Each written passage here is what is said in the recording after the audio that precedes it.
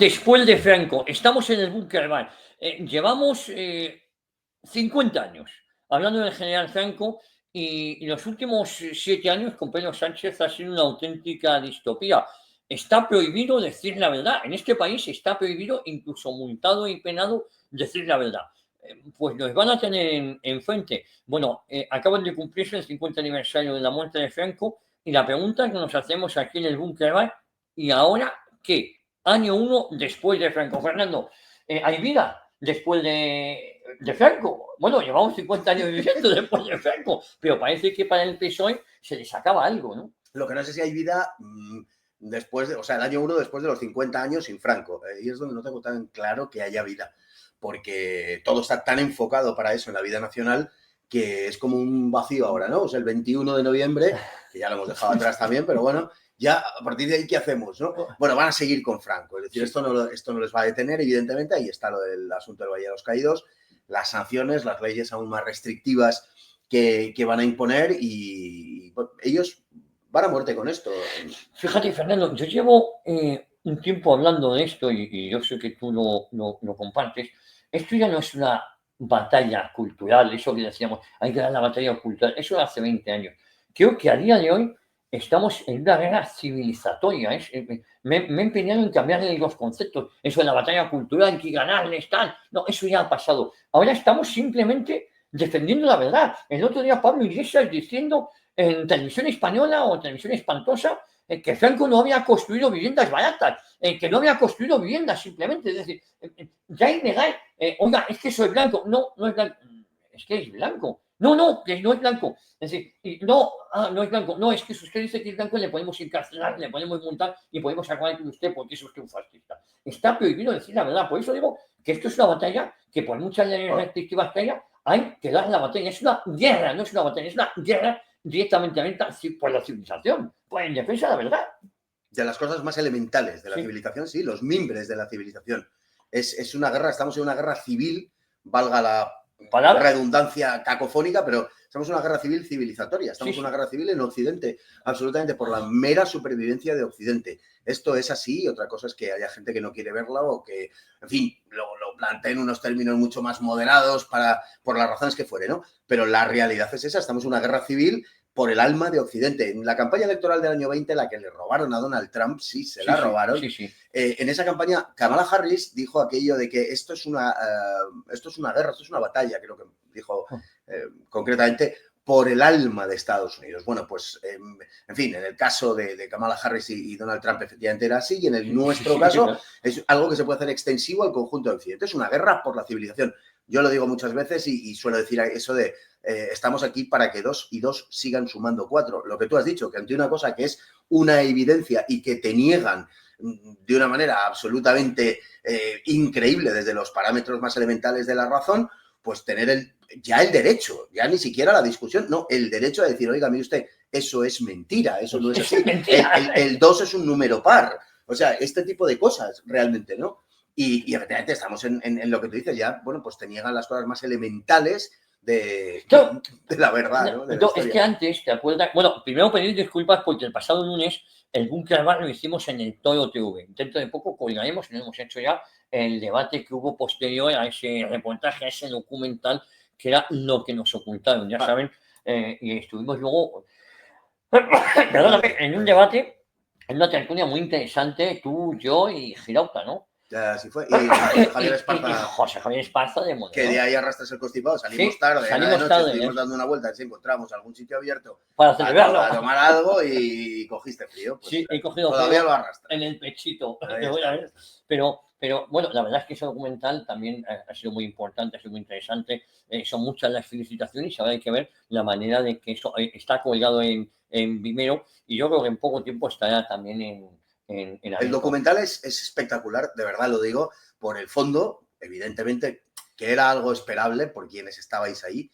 Y aún así, creo que la selección que se ha hecho de los conversaciones, ¿no? De los intervinientes, etcétera, es muy buena, sin duda ninguna.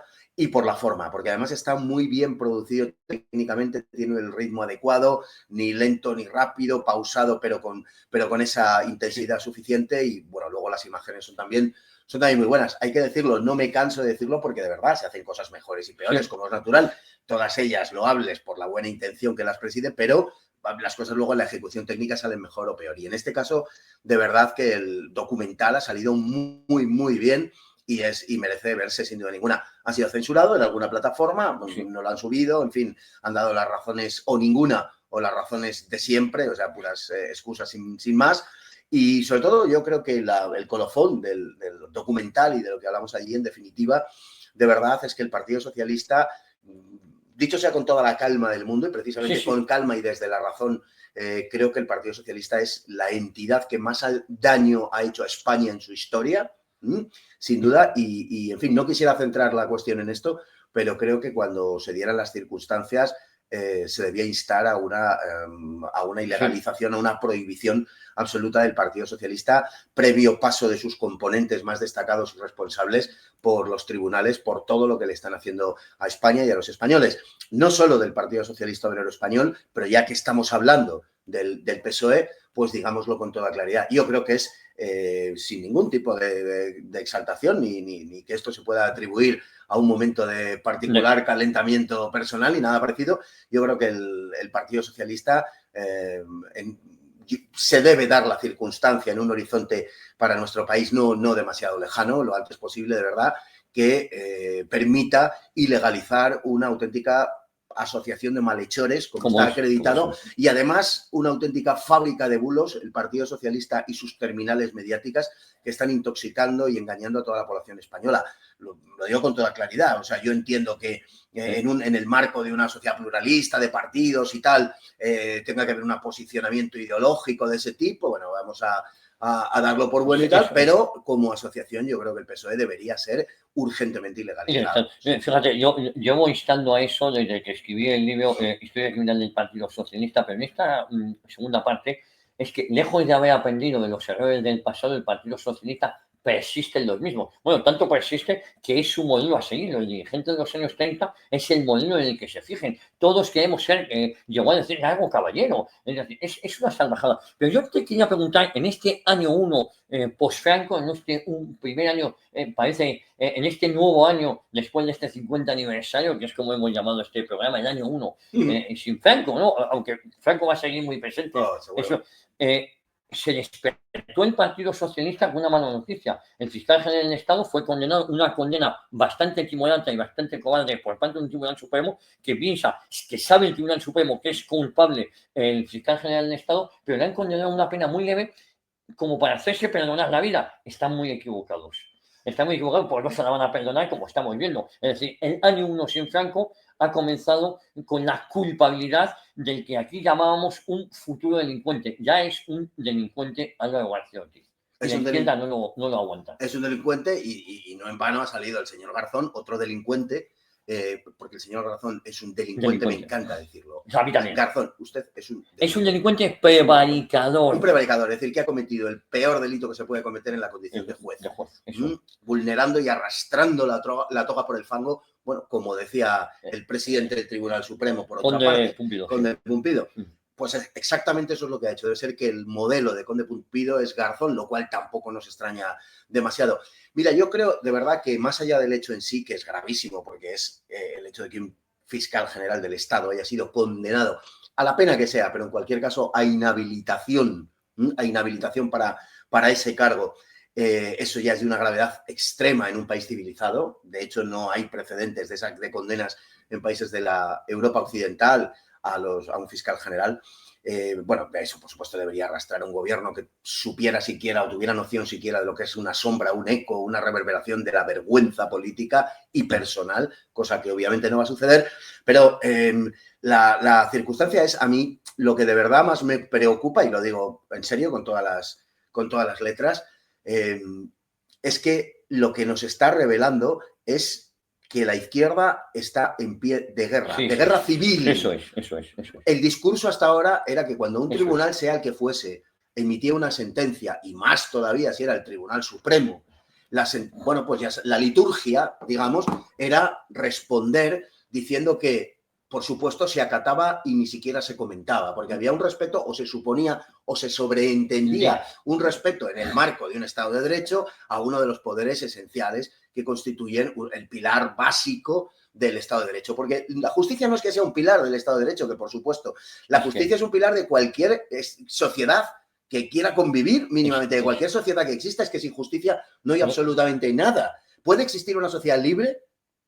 Puede ser una sociedad libre sin justicia. Solo tiene libertad, entre comillas lo de solo, pero no tendrá justicia y le faltará algo esencial. En cambio, para que una sociedad sea libre, tiene que ser justa. Mientras que para que sea justa no tiene por qué ser... mientras que para que sea libre no tiene que ser justa, para que sea justa sí tiene que ser libre. Entonces es una condición sine qua non. Y lo que está cayendo es el último valladar, la última sombra de respeto a lo que es algo esencial para el funcionamiento de una sociedad. Esto obedece al hecho de que la izquierda tiene un plan de asalto a las instituciones, que no nos cansamos de decirlo y de denunciarlo, y quiere cooptar absolutamente toda la sociedad.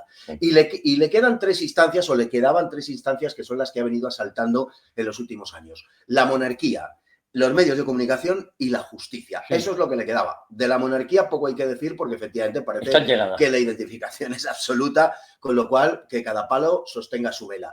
De los medios de comunicación, pues ya sabemos, conocemos la sincronizada, que puede ser el 80% de los medios de comunicación, y algunos francotiradores, bueno, que se mantienen, o más humildemente nos mantenemos como podemos, pues haciendo aquello de lo que somos capaces. Y luego está la justicia. Y la justicia es algo que tienen, pese a todo, pero que tienen difícil asaltar por varias razones, pero fundamentalmente por una. Porque el que se dedica a la justicia entiende precisamente ese concepto de que la justicia es el valor esencial de cualquier sociedad y tiene veneración por la justicia y no subordina la justicia a nada, sino que lo subordina todo a la justicia. En cambio, para la izquierda, la justicia es algo puramente instrumental. Sí, es un medio más para alcanzar el fin, ya está. Nada más. Y ellos justifican, efectivamente. Ellos no ven mal que el medio justifique. No, lo ven bien. Lo ven bien. Es decir, no creen en ningún valor, son absolutamente relativistas y creen que la justicia es un instrumento más para llegar a la cooptación global de la sociedad. Y como tal lo utilizan. Entonces, ahora mismo, cuando vienen maldadas y cuando se temen lo que se les viene encima, lo que están haciendo es desacreditar a la justicia. Hay una campaña para desacreditar a la justicia. Y esa campaña, de la que el único beneficiario es el Partido Socialista Obrero Español y Pedro Sánchez, se va a llevar por delante, si no se frena esto, desde luego, el Estado de Derecho. Por eso digo que es que la izquierda está en pie de guerra, con banderas desplegadas. Y mientras tanto, vamos a decir enfrente, para entendernos, que no lo están, desde luego, pero o tanto como debieran por lo menos, una serie de medios, Javier, que, bueno, lo que hacen es tratar de capear esto, cuando a la izquierda lo único que se le puede hacer es enfrentarla de frente y con la misma contundencia o más con la que ella se produce. Les voy a contar una historia muy breve, si me permites, Fernando. En el año 34, el PSOE intentó dar un golpe de Estado. Ese golpe de Estado, por unos y por otros, costó, por unos y por otros no, por culpa del PSOE, que es que se subleva, me refiero a anarquistas, comunistas, unos 1.500 muertos. Largo Caballero fue el instigador de ese golpe de Estado. El fiscal jefe del Estado en ese momento, el fiscal jefe del Estado de la República, se llamaba Valentín Gamazo. Inició un proceso contra Largo Caballero porque le había tocado. Pidió 30 años de prisión. El Tribunal Supremo de entonces, con una resolución incomprensible, pero por la presión que habían ejercido el Partido Socialista Obrero Español, no olvidemos el mismo que nos gobierna, absuelve ese Tribunal Supremo a Largo Caballero. En junio de 1936 estalla el lanzamiento. Valentín Gamazo había dimitido de su cargo al no entender esa resolución del Tribunal Supremo. Valentín Gamazo, cuando esté en el lanzamiento, le dicen que se vaya a su pueblo, a La Mancha, porque el que fuera fiscal general del Estado corría peligro. Valentín Gamazo se fue a un pueblecito de La Mancha. Ahí le encontraron un 5 o 6 de agosto de 1936, milicianos del PSOE. Llamaron a su puerta y se lo llevaron a él y a sus 3 hijos, 17, 20 y 21 años.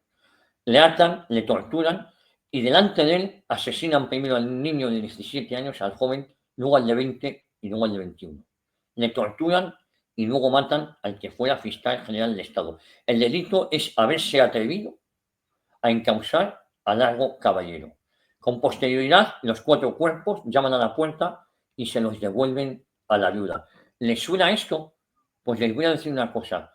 Las soflamas que está lanzando la izquierda, desde Pablo Iglesias hasta la bonita Irene Montero, hasta Sara Santolaya, los Javier Ruiz y los Jesús Tintora de turno o los Martín Pallín, es esto. Esto es lo que ellos llaman democratizar la justicia. Y esto que pasó en 1936 y que nadie ha pedido perdón, por cierto, los asesinos de Valentín Gamazo y de sus hijos nunca fueron detenidos porque fue el propio Estado quien hizo ese crimen, estaba el PSOE en el gobierno, nunca han pedido perdón.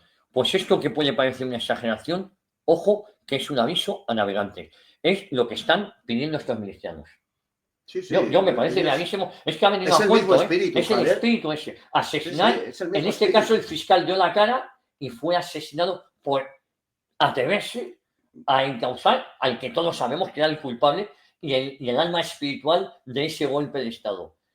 Oye, Tejero se chupó 15 años en la cárcel por abrir para un golpe de Estado. Digo para que nos entendamos. Sí, sí, absolutamente. Largo Caballero salió indultado. El espíritu es el mismo. Es decir, la cuestión está aquí en si se dan las circunstancias o no. Claro. Pero si se dieran las Si circunstancias, no digo no tengo ninguna que Dios duda. quiera que no se dé. Pero las están provocando ellos. Pero están haciendo lo posible, de verdad, por tensar a la sociedad, porque su estrategia es esa, la de tensar la sociedad. No es la consecuencia involuntaria de una serie de actos que han llevado a eso, no. Es que su plan pasa por ahí, pasa exactamente por eso. Politizarlo todo, ideologizarlo todo, tensar a la sociedad y sembrar el miedo en unos sectores, en este caso de la justicia, para que no se atrevan a impartir justicia. Tú fíjate la campaña contra el juez Peinado, perfectamente coordinada, incluso lanzando los bulos de los 2 DNIs y todo este tipo de cosas. Es verdaderamente nauseabundo. Por eso digo que de verdad, si algún día queremos ser un país civilizado, si queremos ser un país donde la convivencia sea posible, si queremos ser un país verdaderamente con futuro, una organización como el Partido Socialista Obrero Español no puede seguir alentando con vida un momento más como organización. O sea, eso tiene que ser ilegalizado, tiene que ser examinado a fondo, de verdad, en todos los aspectos, y tiene que ser puesto fuera de la circulación por la propia permanencia de la nación. Es que no hay otra posibilidad. Sí, hay partidos políticos que son malísimos, horribles, todos son lo peor. Es verdad, el sistema mismo de partidos es una ruina, es un fracaso, es un desastre. Conceptualmente es un error monstruoso que empieza por afirmar que debemos dividirnos en partidos y enfrentarnos entre nosotros, y ese es el modo de funcionamiento del régimen y del sistema. Todo eso lo sabemos, yo personalmente lo execro de una manera rotunda y radical, pero es el sistema en el que estamos y por tanto tenemos que ser realistas a la hora de hacer un análisis. Lo que sí digo es que aunque a mí me gustaría superar esa etapa de enfrentamientos y de división en partidos, a mí me gustaría que esa etapa se pudiera superar y caminar por otros derroteros de unión entre los españoles y de generación de una comunidad política unida de verdad, pero estando donde estamos y haciendo el análisis en 2025, 22, me parece, 24 de noviembre al que estamos, pues eso, me parece que hay que hacer un análisis realista y yo creo que no es irreal, de verdad, plantear, hoy sí lo sería, pero plantear en un medio plazo, de verdad, instar a la legalización de algo como el PSOE, de esa monstruosidad que es el PSOE, porque no se puede estar alentando el odio entre los españoles como lo están haciendo ellos sistemáticamente. Mira, son 50 años ya y hay que odiar mucho, verdaderamente, hay que tener un odio preternaturalmente intenso, de verdad, para sacar a un hombre de su tumba, sea quien fuere, para sacar a un hombre de su tumba, para arrancar hasta el último resto, hasta el último guijarro de una calle que recuerde que por allí pasó Franco o pasó alguien relacionado con Franco. Hay que estar muy enfermo moralmente. Los antiguos discernían entre la locura mental y la locura moral. Bueno, pues estos son auténticos locos, en muchos casos mentalmente también. Bueno, no hay que mirar más que a Podemos, por ejemplo, y algunos del PSOE, desde luego, pero sobre todo son locos morales. Lo que está pasando es sencillamente inaceptable y aquí se nos presenta una dicotomía, la necesidad de una elección o la permanencia de la comunidad popular o la del PSOE. Sí, fíjate, lo que dices es sumamente grave porque ahora la estrategia del PSOE, como les ha fallado la Fontanera, les ha fallado Santos Cerdán, les está fallando Coldo, Ábalos, que por el momento estaban muy callados hasta que les metan en el talego, porque yo esto no lo veo aguantando de una forma estoica. Ahora la clave, la estrategia es demonizar a todos los jueces. Ya antes era peinado, ya no, ya Beatriz Viedma, el Supremo, ya es todo porque van a culpabilizar de la corrupción socialista a los jueces que han sido valientes, digo valientes, por cumplir su trabajo, por investigar. Con lo cual es una estrategia tremendamente peligrosa. Porque para ellos son ultraderechistas. Claro. Porque es ultraderechista todo aquel que cree en el derecho. Eso y que dice, no, mire usted, ni la revolución, ni la democracia, ni la democracia representativa, ni liberal, ni parlamentaria, ni de ningún tipo. Nada está por encima del derecho. Y eso es un presupuesto del que debemos partir.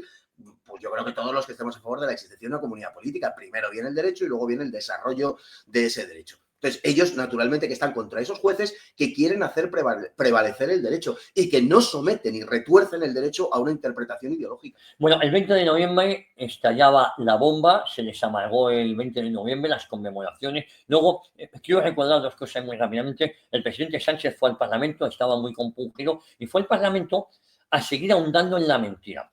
Una película, un documental basado en un libro de Javier Cercas, ya podían haber cogido Soldados de Salamina, donde vemos cómo los milicianos de Esquerra Republicana, a la sazón del Frente Popular, asesinaban a familias enteras según iban huyendo a Perpiñán. No, era sobre anatomía de un instante, sobre el 23F. Hombre, señores del PSOE, somos mayorcitos. Que todos sabemos lo que pasó en el 23F. Es que siguen ahondando en una mentira que ya incluso muchos de izquierda ya saben cuál es la verdad. Pero lo sabe todo el mundo. Todo el mundo que quiere saberlo lo sabe. La verdad, ya lo saben. Esto estaba Zarzuela, estaba Felipe González y estaban dirigentes socialistas y Tejero paró y golpe. Y esto no es ningún bulo, ninguna desinformación. Desinformación es mantener lo contrario cuando sabemos la verdad. Pero el día 21, el día 22 era la coronación del rey Juan Carlos, 50 años de la monarquía, que parece ser que vino del cielo.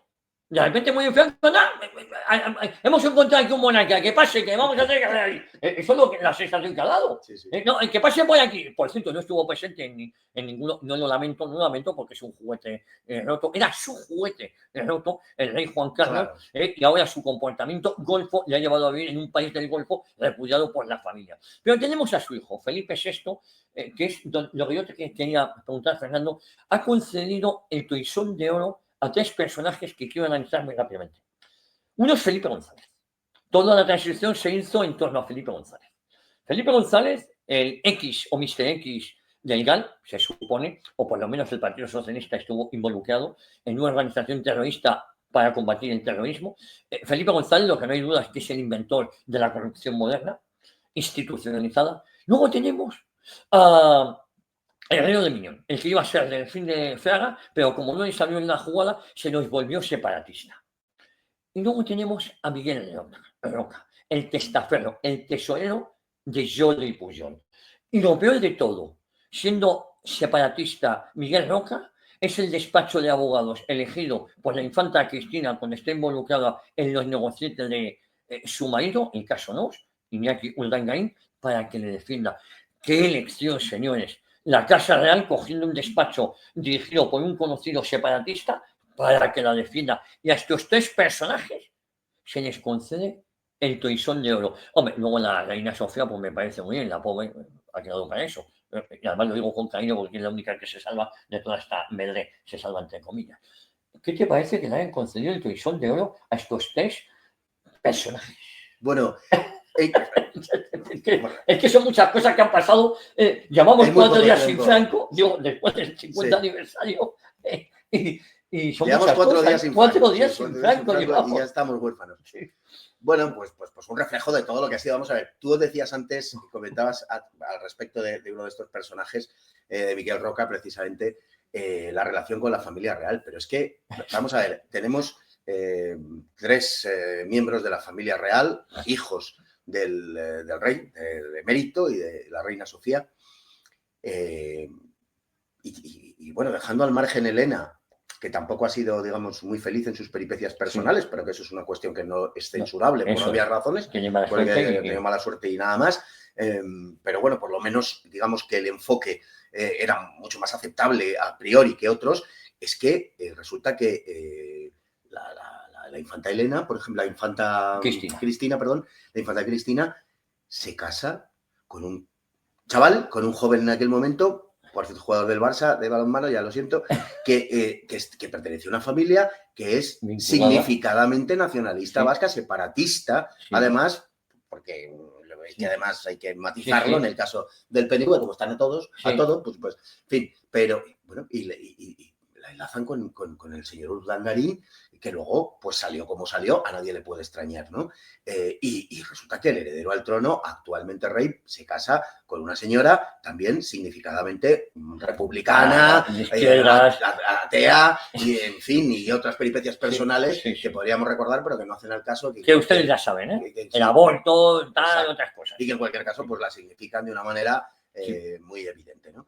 Entonces, pues no, perdón por la expresión, pero no puede sino hacerse cruces ante este hecho. Es decir, ¿en qué están pensando exactamente? Porque el emérito es repudiable por un sinfín de cosas, pero virgencita que me quede como estoy. O sea, por lo menos tenía un sentido, por supuesto, de patriotismo ninguno, pero al menos de guardar la finca, de conservar la herencia, ¿no? Es decir, bueno, que en fin, no voy a perder tierras, voy a marcar las lindes claramente y de aquí que no me quiten nada, ¿no? Bueno, por lo menos tenía esa, digamos, esa agudeza, ¿no?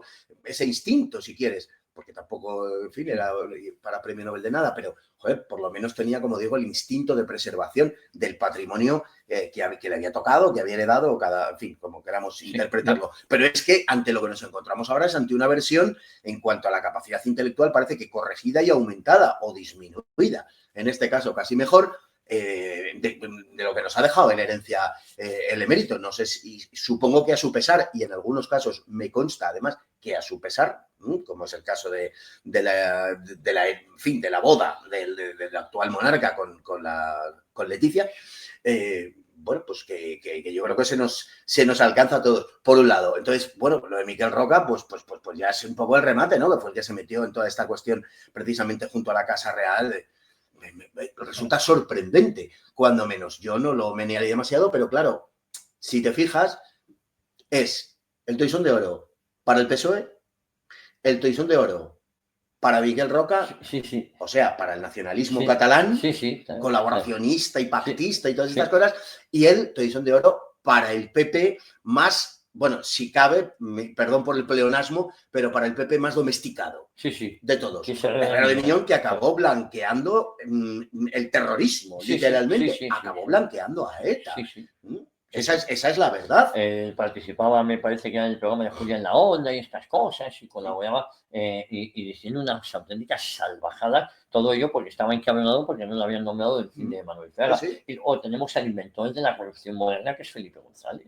Sí, absolutamente. Pero bueno, al final la transición tenía que desembocar en Felipe González. Entonces, claro que es un elemento central, ¿no? Entonces, bueno, me parece que es un buen reflejo del régimen. El toisón de oro es una distinción muy exclusiva y destinada a unas personas particularmente escogidas. Cuando se ha escogido a estas tres personas es que en la intención de quien concede la distinción, la condecoración, pues les debe resultar que son las tres más señaladas para ser distinguidas. Bueno, Felipe González podía ir de suyo, quiero decir que a todo el mundo se le hubiera ocurrido, pero luego atención a los matiz de Miquel Roca y de Herrero de Miñón. Es que se le concede, claro, se le concede a quien se le concede, a Miquel Roca, y además por esa relación con la familia real, y a Herrero de Miñón, que dentro de la derecha representa lo que representa. La derecha genuflexa, la derecha más colaboracionista. La que nos ha traído hasta aquí. La derecha rendida, la derecha que en el diseño de la transición estaba destinada a aplaudir, a constituir la CLA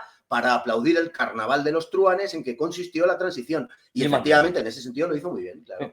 Oye, fíjate, llevamos 4 días sin Franco, parece que fue ayer, parece mentira, parece que fue ayer, pero la izquierda sigue empeñada en intentar sacarle el rédito, pero yo creo que ya lo han exprimido, que ya han conseguido el efecto contrario.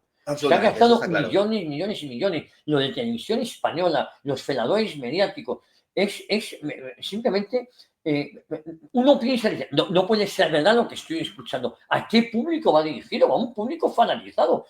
Últimamente sostengo que hay una cosa peor que un dirigente socialista. Es su votante socialista. Es que me da mucho asco el votante socialista. Es que el otro día cuando fuimos a Extremadura entrevistando creo que fue en Mérida, donde el Sánchez presentó 3 días después que Abascal a su candidato al imputado, al futuro, acuérdense lo que le digo, también lo decía con Álvaro García Ortiz, tampoco es que yo sea la bruja Lola ni nada de esto, no puedo dar ni Rapel ni tal, sigue vivo Rapel, yo pienso no, tampoco lo quiero. Que no sabemos si es de la bruja Lola. La bruja Lola, Rapel. Bueno, no hay que ser esto para saber que, como igual que dijimos de Álvaro García Ortiz, Miguel Ángel Gallardo, el amiguito, el hermanito, que metía en su cama, perdón, en su casa de Badajoz a David Sánchez, porque David Sánchez tenía 2 habitaciones, una con Miguel Ángel Gallardo, digo, habitaciones, 2 casas, ¿no? Como ahora no podemos tener casas, hay que alquilar habitaciones, pues esto, o camas, pues tenía una cama en Badajoz y otra en Moncloa. Bueno, bueno, el EVA no la utilizaba, estaba en obras. La tenía, pero no iba. Pero no iba, con lo cual no vivía ahí y no podía tributar. Sí, la tiene. Por cierto, la tiene porque el papá, como era niño tonto, le dio 300.000 pavos al niño y le donó en la Comunidad de Madrid para pagar menos. Dijo, sí, ¿no? Le debió decir a David, oye, acogiéndose al dumping fiscal. El dumping fiscal de la Comunidad de Madrid, pues, debió llamar el papá, que tiene un negocio de plásticos, que Sánchez en el poder le está yendo bastante bien. Sí, y debió llamar el papá a Pedro y dijo, vamos a echar una mano echa una mano a tu hermano, coño, a David, que es tonto, echar una mano como serio, no te preocupes, buscamos ahí algo en Badajoz y que toque el trombón o la mandolina, ¿no? Se llama mandolina, ¿no? Que toque, y le buscaron, y además ahí tenía un antiguo amiguete, ¿no? De estos que se ha relacionado a él. Y si no, le mandamos luego también a Luis Carrero, que es otro amiguete. Este toca muchos instrumentos. Sí, toca muchos flautas. Porque tiene una cuñada japonesa que también es aficionada a la música, lo de por eso. Sí. Y luego tiene al chico este del PSOE de Badajoz y tal. Y bueno, tiene muchas residencias, muchas casas, muchas camas, muchos cuartos, muchas habitaciones, muchas alcobas, en todas partes sobre todo le gusta mucho la esquina sudoeste española, por lo que vemos,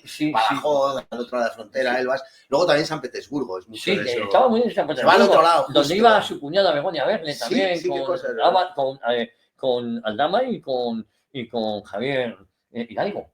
Hacía muchos viajes, se llevan todos muy bien. Ahora parece que Aldama no le conocen, pero se montó porque se van bien, coño. Es que Aldama viajaba hasta con Begoña. El caso es que todo esto, para contarles a ustedes, que es un futuro delincuente, me atrevería a decir, y que estuvimos preguntando a la gente que asistía al mitin del Partido Socialista. Bueno, las contestaciones están engañando, la conexión se mantiene firme, estamos ahí, que sea fuerte. Así decir, ultraderecha, y nos han intentado ahí un blackout. Un blackout, me ha gustado eso del blackout. Bueno, digo que esto es gana por todos, que no hay peor que un militante socialista o que un dirigente es su votante, ¿no? Que está fanatizado. Hombre, sí, porque tienen la misma postura, el político se lo lleva y el votante es el que, en fin, el que lo sostiene. Te veo muy atareado con las cuestiones técnicas, ¿no? Pero yo creo no, va bien, sí, lo que pasa es que no sé cuántos minutos. Estás ahí. Eso es. Vale, bien, yo creí bien, que tenías el teléfono. Sí, no, ahora ya lo he mirado. Ya está todo controlado. Así es que estas cosas. Esto. Nos intentamos manejar. No, tienes toda la razón. Es decir, aquí hay una parte de la población que da igual los palos, que da igual lo que hagan, que da igual. Siempre habrá una coartada y además, primero y fundamentalmente porque ellos están pidiendo esa coartada, están pidiendo que alguien les suministre la coartada para poder creer, están diciendo, por favor, miénteme. Y entonces Moncloa y Ferraz y tal, pues se dedican a darles, a satisfacer sus anhelos de ser engañados, ¿no? Pero indudablemente, es imposible que en su fuero interno no sepan que todo esto es una tal cual, lo saben. Lo que pasa es que lo ven bien. No les parece mal, es aún peor todavía. Claro. Es decir, ellos dicen, sí, esto es horrible, esto es tremendo, esto tal. Claro que lo saben en su fuero interno, de verdad que sí. Hay mucha gente que dice que no lo sabe. Sí, lo saben que roban, que son unos mentirosos, que tal y cual. Indiscutiblemente. Quieren argumentos, eso sí, para explicarlo en público y para poder defenderse en público. Quieren argumentación, eso es lo que piden. Pero ellos saben que eso es así. Y naturalmente, pues sus líderes se lo procuran. Es todavía peor. Es que ellos piensan que la peor versión del PSOE siempre será mejor que cualquier otra cosa. La peor versión. Como si les diera por el canibalismo. Es igual. Lo justificarían y dirían, bueno, sí, pero un socialista caníbal es mejor que cualquier otro que coma en yoki. Pero fíjate, pero te digo, en otra ocasión preguntábamos qué le parecían los cambios de opinión, lo decíamos con el Tintín de Pedro Sánchez. y una señora nos llegó a decir, y eso luego se ha hecho viral, que es que la verdad o la mentira, y ellos son ateos, es un concepto religioso. Y te dices, no, es que esto es un concepto. Oye, pero es que me está mintiendo. Oye, pero es que esto el problema lo tiene usted que es religioso. Esto, porque claro, lo peligroso es que ellos, pienso como tú, ellos saben la verdad. Sí, pero es imposible que no lo sepan, saben la verdad. Yo he hablado con algún socialista y tal, y se hace, la niegan, eso no ha pasado. Lo de Pablo Iglesias que te cuento. Es decir, Franco no hizo viviendas sociales. ¿Cómo no hizo? Franco hizo. No hizo, es mentira. No hizo viviendas baratas, fue exactamente casas baratas. ¿Cómo que no los hizo? No, es igual, es lo que decía, es la negación, por eso estamos en una guerra civilizatoria, es la negación de la verdad. Es que ellos, vamos a ver, es que ellos no mienten realmente, porque para que tú mientas, tú necesitas tener un concepto de verdad y saltártelo, o violarlo, o contrariarlo, o negarlo, pero es que ellos no mienten. No, porque no creen que exista la verdad, y en consecuencia no hay mentira. Su afirmación en este terreno, como en otros, es que no existe la verdad histórica, como no existe la verdad científica, si nos vamos a las cuestiones de género, etcétera, es que no existen esas verdades. Lo que existe es la verdad moral. Hay una verdad moral de acuerdo a la cual los míos son los buenos y los tuyos son los malos. Y a partir de ese a priorismo a la hora de repartir los papeles, lo que hago es adecuar en la versión, que no la verdad, porque tal cosa no existe según ellos, adecuar la versión histórica a esa verdad moral que más me interesa, o adecuar la versión científica, ellos que tanto lo ha dicho la ciencia, pues adecuar la versión científica a la verdad moral que ha sido previamente establecida. Y si no encajan, lo cual sucede con harta frecuencia, de hecho sucede siempre, porque solo coinciden las dos cosas en su boca, cuando por pura casualidad, como decían las películas de antes, ¿no? Cualquier parecido es mera coincidencia, pues cualquier parecido entre lo que puede decir alguien del PSOE y la verdad es mera coincidencia. Es verdad que alguna vez, pues no sé, una entre un millón pueden coincidir, pero por pura coincidencia, por pura probabilística. No porque quisieran decirlo. No, porque efectivamente, no porque quieran decirlo. Bueno, y viven de eso, es decir, es que les da igual decir, bueno, y si esto no sucedió, da lo mismo. Lo importante es que yo asiente una verdad moral. Y la verdad moral es sencillamente esa. ¿Y qué es lo moral? Lo moral, como dice Marx, es aquello que favorece la llegada del proletariado al poder. No existe, bueno, el proletariado ya sustituido por otras cosas, por supuesto, ellos ya, el proletariado de eso no creen, pero entiéndase, lo importante es aquí dejar claro cuál es el concepto filosófico. Entonces, la cuestión es esa, es decir, la moral es lo que nos favorece. La verdad es lo que nos favorece. La verdad es lo que nos favorece. La mentira es lo que nos impide. Ya está, es el impedimento, lo que nos obstaculiza, lo que tal. Esa es la cuestión. Para ellos, esa es la verdad y es la mentira. No hay verdad objetiva. No es ni de noche ni de día. Lo será en función de lo que a mí me interese. Lo que pasa es que, insisto, 4 días sin Franco, ¿y ahora qué? Porque cuando pensábamos que estaban cercados, yo en el libro El PSOE contra España lo cuento, digo, joder, después de la caída de Santos Cerdán, ya cae Sánchez, ya esto es imposible. No, se han agarrado con un riesgo, porque uno podría pensar, el Partido Popular ahí cuando les pillan o tal, entregan cabezas, se les marcan, no los conoce nadie. Esto se ha agarrado a lo peor. Les da igual ya la institucionalidad de nada. Por eso digo que estamos en un cambio de régimen, ¿no? Una vuelta de tuerca a lo que pasó en el 2004 con el 11M, ¿no? Es decir, estamos ya, es una vuelta de tuerca. Si el 11M cambió todo, fue ya una evolución del régimen del 78, en donde dentro de poco se van a cumplir 47 años de la Constitución del 6 de diciembre. Ya haremos un especial sobre eso. Ahora, la estrategia que siguen es cargarse toda institucionalidad, toda apariencia de legalidad, y ya echan la culpa al rival político de lo que ellos están haciendo. Aquí hemos denunciado en estos mismos micrófonos que estamos ante un golpe institucional desde el Estado del Partido Socialista. Bueno, pues ahora el Partido Socialista, que es muy hábil, nos pretende echar la culpa a los demás de que el golpe de Estado lo estamos dando nosotros, que somos los que estamos sufriendo su autoritarismo. No, es eso. Siempre hacen lo mismo, Javier, lo mismo que hacen con la guerra civil. Lo mismo, te acusan de guerra civilista a ti. No, usted dio el golpe de Estado. Oiga, no, pero usted dio unos cuantos golpes de Estado antes. ¿Qué legitimidad moral tiene usted para condenar? Bueno, ahí está la frase de Salvador de Madariaga. Con la revolución de 1934, la izquierda española perdió hasta la sombra de autoridad moral para condenar el golpe de 1936. Es decir, que lo único que le puede imputar la izquierda a la derecha, llamémoslo así, por decirlo de esta manera, es que vosotros triunfasteis donde nosotros fracasamos. Eso es. Es lo único que le puedo imputar. En el terreno moral, absolutamente nada. Porque, oiga, yo no le puedo condenar a usted, diría cualquier persona con un mínimo sentido del honor, porque yo he intentado hacer lo que usted hizo 40 veces. Lo que pasa es que yo he fracasado. ¿De qué le puedo acusar? De que usted no ha fracasado. Eso es. Esa es la única Y cuestión. que yo lo hice para salvar la vida. Claro, Dando después de la deriva que esto estaba tomando. Es que mi violencia, la violencia del golpista del 36, si se le quiere llamar así, Sí. fue reactiva. Claro. Fue una reactiva. violencia para que usted no me la impusiera a mí, Claro. sencillamente, y porque usted no me dejó otro camino. Si en último término, no quiero elevar esto a, digamos, a concepto absoluto, pero quiero que se entienda lo que digo. El franquismo fue aquello en lo que la izquierda obligó a la derecha a convertirse. Claro, claro, claro. Sí. El franquismo se conformó en función de la izquierda que le había precedido. Eso.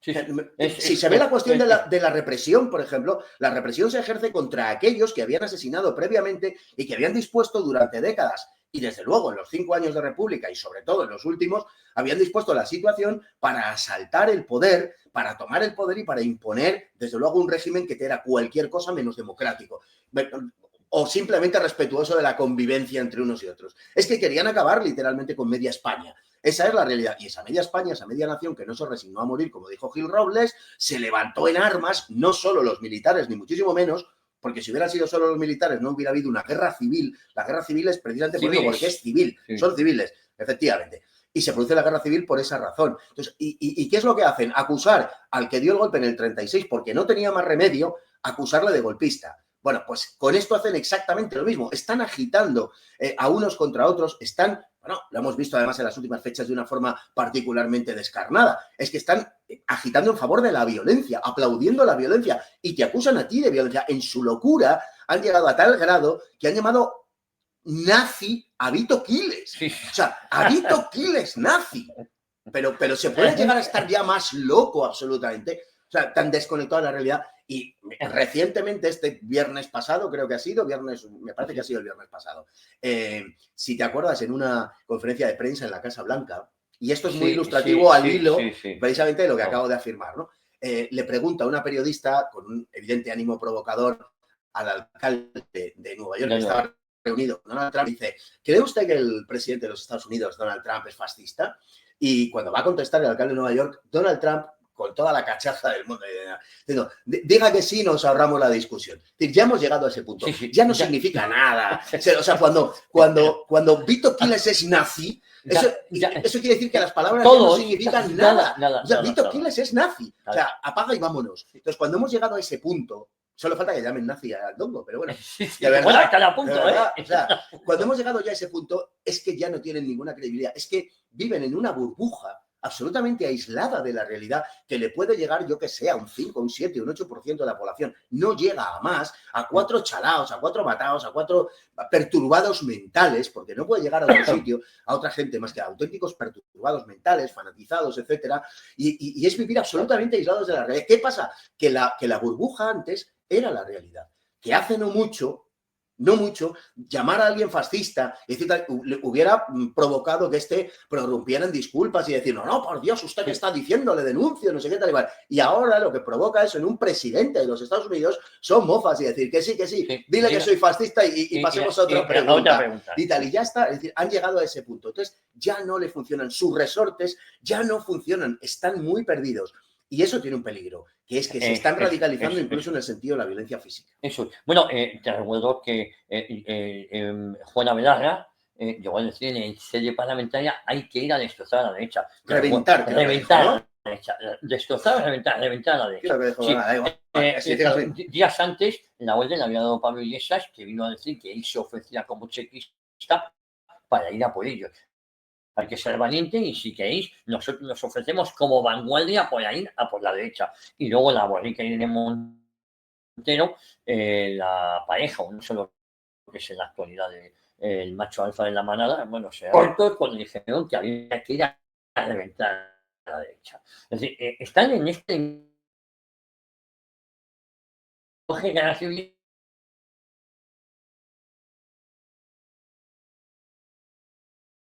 Esta gente, y lo vengo diciendo desde hace tiempo, violenta, sumamente primitiva, si pudieran, nos asesinaban. Tomen nota, si pudieran, nos asesinaban. Y además, como nos han cosificado, no iban a tener ningún remordimiento, no tienen tampoco ninguna moral, con lo cual no tendrían ningún remordimiento. Por la mañana te asesinan y por la tarde van a una manifestación en favor de los derechos humanos en Gaza. Presidida por Josu Ternera. Eso, claro, hombre, Josu Ternera. No, mira, lo que has dicho tiene particular relevancia, porque además es al hilo de lo que está pasando hoy, no es una mera evocación histórica. No. O sea, España, la izquierda española, perdón, pro española, y digo perdón por española porque a mí me gustaría que fuera española, pero a ellos no. Entonces, en fin, la izquierda española ha asesinado, tiene el récord Guinness europeo de asesinatos de jefes de gobierno. Asesinó 4 en 75 años.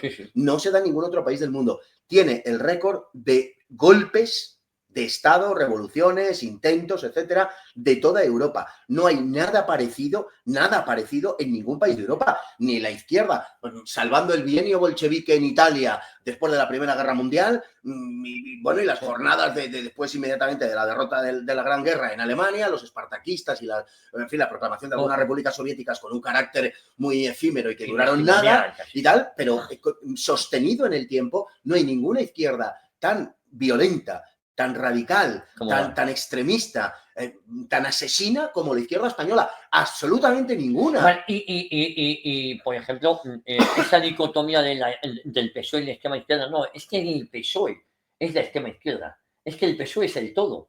El PSOE es el todo. Ha canibalizado todas sus marcas blancas. Todo el que se acerca al PSOE acaba diluyéndose. Acuérdate de Podemos, del Partido Comunista. Hablábamos el otro día, precisamente en el debate que tuvimos después de la exhibición, se puede llamar así, aunque no sea en sala, pero bueno, de la emisión de lo que nos ocultaron, del documental sobre la historia del PSOE, sobre todo en la Guerra Civil, el asesinato de Calvo Sotelo, hablábamos precisamente después sobre eso, es decir, que el PSOE ha tenido un papel en la historia de España absolutamente funesto, como dijo el otro día el gato al agua que grabamos, que se emitió el viernes, que dijo Pío, el PSOE ha tenido solo 2 buenos momentos en su existencia, una la colaboración con Primo Rivera y otra el franquismo porque no estaba. Pues efectivamente, así es, tal cual.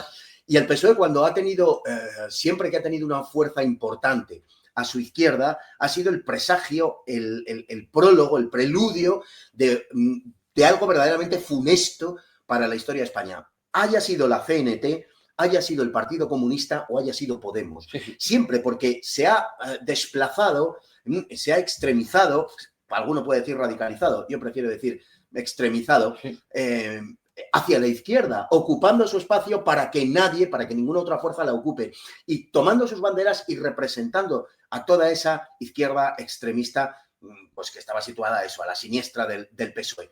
Y ha sido el prólogo de las desgracias de la historia de España, en el caso del PSOE, de la CNT, en el caso del PCI, en el caso de Podemos. Y en eso estamos hoy.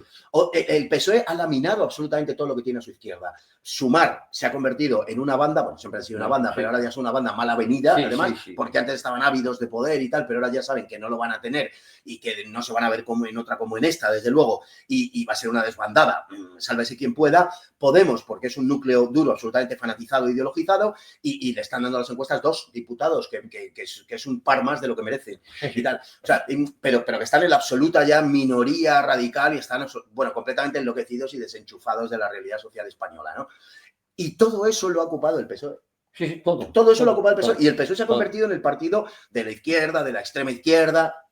Fernando, ¿no fue un error garrafal que estamos pagando a día de hoy? 2 cuestiones. Primero, haberlo ilegalizado en tiempo de la República, en 1934, había motivos. Pero claro, en el 2017 teníamos que haber ilegalizado a Esquerra Republicana, a la Asamblea Nacional Catalana, a Junts, y ahí los tienen. No solo no se les ilegalizó, sino que se les ha repuesto en sus cargos. Lo mismo que pasó en 1934. No solo se les ilegalizó, sino que se les permitió volver a la vida política y pública. Bueno, Luis Companys es indultado y es repuesto en su cargo, sin elecciones y sin nada. Es decir, que esto es algo asombroso. Es decir, se interviene en la autonomía catalana, el tío pasa en la cárcel a volver a presidir la autonomía catalana. Digo, pero es que es un cúmulo, no nos damos cuenta que estamos de nuevo tropezando con la misma piedra. Y luego hay otra cosa. Lo decía también Bullón de Mendoza en el documental, en su participación, que la última posibilidad de haber para la Guerra Civil Española es que el gobierno del Frente Popular, después de llegar al poder, que esto hay que recordarlo de forma ilegítima después de un pucherazo, hubiese detenido a los miembros que habían asesinado a Calvo Sotelo. Claro, lejos de detenerle, los taparon, los encubrieron y los ayudaron.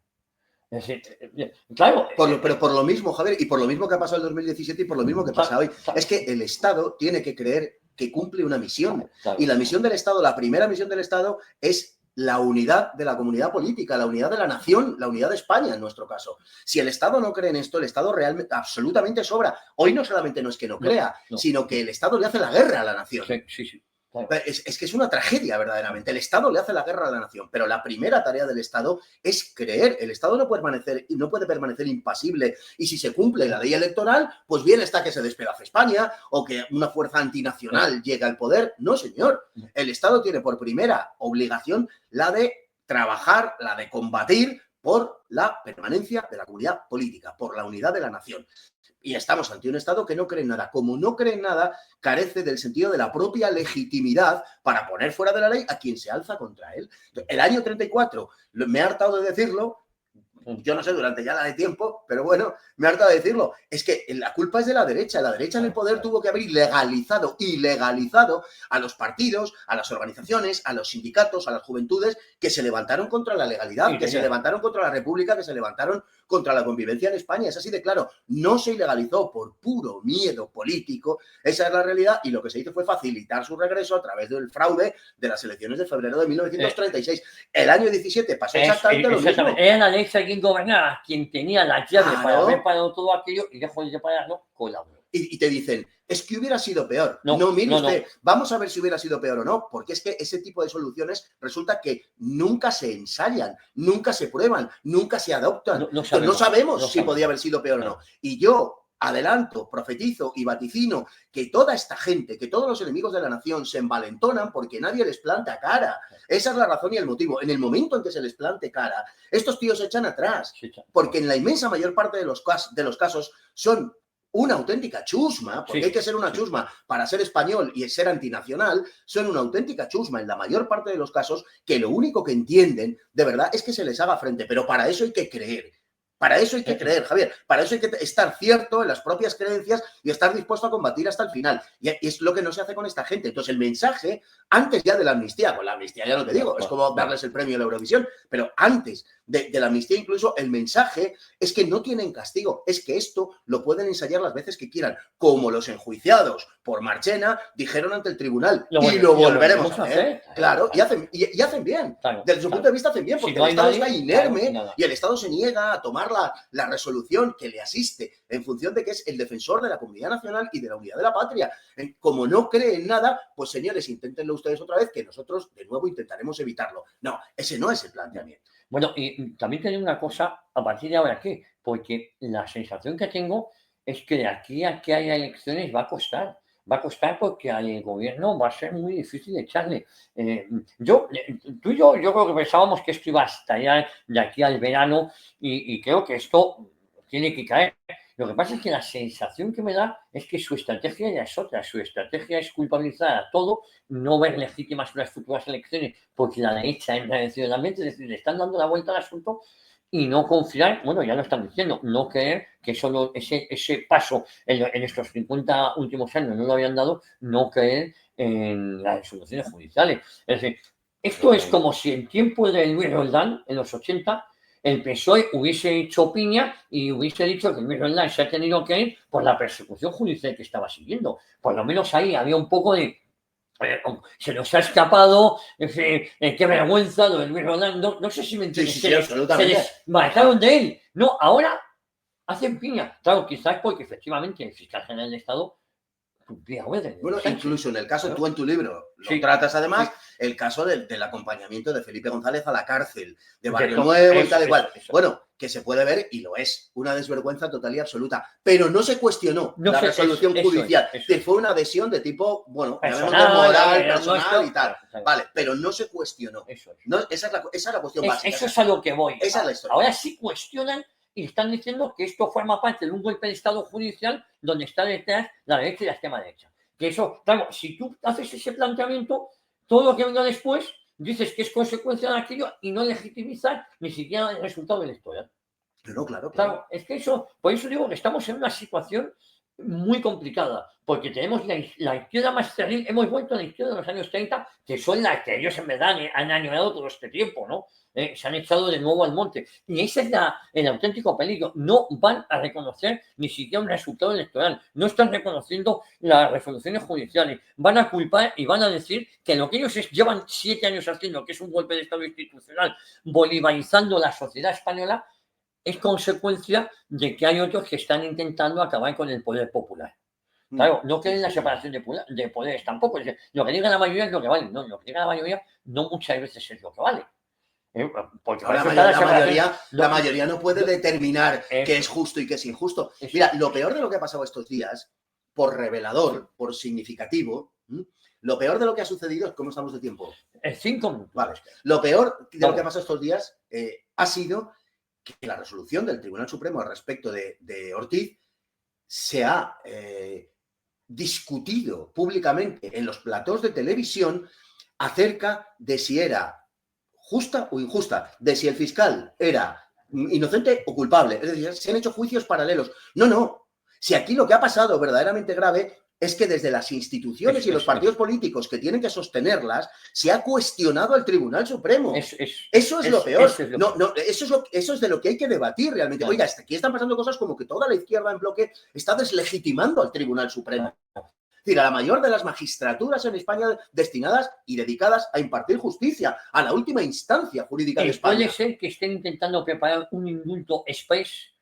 Claro, después de todo esto, ellos justificarían cualquier cosa. Pero lo grave de este asunto, bueno, lo grave y hasta cierto punto lo esperanzador de este asunto es que todos los sistemas y todos los regímenes, cuando van a caer, se caracterizan porque las instituciones carecen de autoritas. Es decir, la gente ya no cree en ellas. Y en España hoy, seamos sinceros y hablemos claramente, se ha desprestigiado a la justicia y la izquierda está en una campaña sistemática de desprestigio de la justicia. Véase cómo está la corona con un nivel de adhesión, dígase lo que se quiera, más bajo que nunca en la izquierda porque están contra ella, por naturaleza. Y en la derecha, valga el concepto y entiéndase todo lo que, como diría mi amigo Carlos Esteban, todo lo que no es izquierda, que yo creo que es más preciso, porque eso a mí, eso de la derecha no, me espanta mucho, pero bueno, entiéndase lo que quiere decir. Yo creo que el grado de aceptación de Felipe VI, que muchas veces es trending topic con lo de Felpudo VI, con eso digo todo, y ese hashtag lo pone mucha gente precisamente no de la izquierda, bueno, pues creo que la adhesión a la monarquía hoy es más baja que nunca, digan las encuestas por encargo lo que digan, pero palpándolo en la calle me parece que es así, ¿no? Entonces, la justicia, la monarquía, de la Iglesia, querido amigo, ¿qué vamos a decir?